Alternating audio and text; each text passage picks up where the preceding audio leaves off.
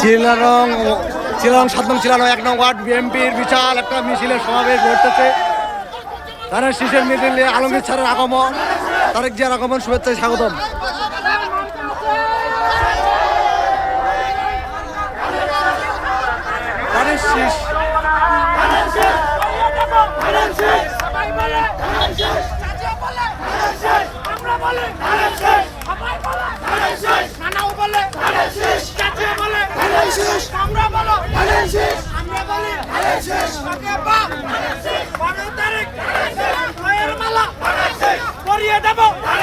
সবাই বলে তারেক জিয়া আলমগীর স্যার জিতে যাবে 12 তারিখ।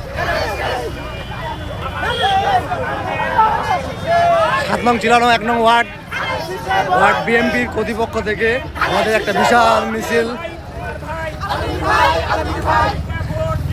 12 তারিখে সোনাধনী।